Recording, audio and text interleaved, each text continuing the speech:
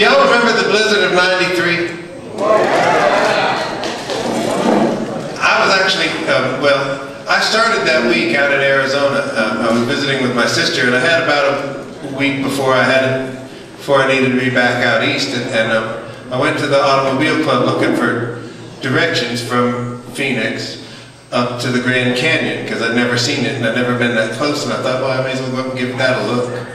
And I got to the automobile club and they looked at me and said, oh, no, no, no, no, Jimmy. The mother of all storms is coming. You should go straight home. Do not pass go. Do not collect $200. Go straight home and take a southerly route. And in fact, I left Swannanoa the morning the storm hit that night. I left that morning. I scampered across the country just ahead of that storm. And I got back to Northern Virginia, and I'd been gone for a while, so I went to the grocery store. That always gives me comfort. Now, I think you've seen it here. The threat of a storm, not a real storm actually, usually, just the threat of a storm was enough to empty the stores of bread, milk, eggs, toilet paper. So there, you know, and I just wanted to get something fresh to eat. So I showed up, standing in line with my, my broccoli and bag of beans, and I might have had some chicken. I wasn't thinking long term. I didn't know. I really don't take them serious when they talk about storms. And I ran into a woman that I'd gone to high school with and hadn't seen since then, which was, even at that point in time, a bit of time had passed.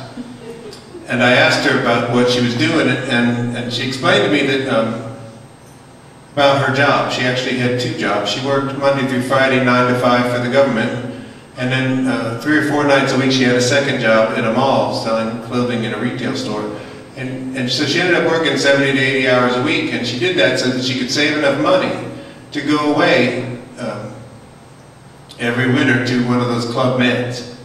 It just so happened, as I'm standing in line with her the day the storm was hitting in the grocery store, she had just returned from 2 weeks down in the Caribbean at one of those Club Meds, and she told me all about her vacation. She'd done everything on the schedule, from the 6 a.m. sunrise aerobic class to the midnight moonlight skinny dipping thing. And came back from her vacation after 2 weeks of doing that exhausted, and went right back to work. Working 2 jobs, 65, 70 hours a week, so she could save enough money to go back and do it again the next year. And I'm like, you need to move to the mountains.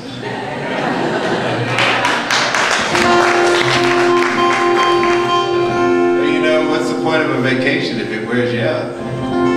So I wrote this song sort of based on that encounter.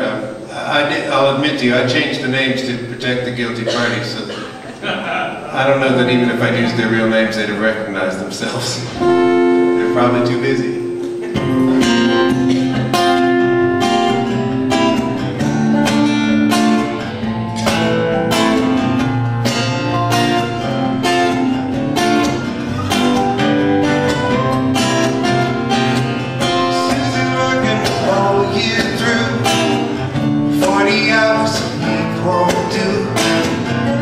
That overtime to carry her through, so she can fly away.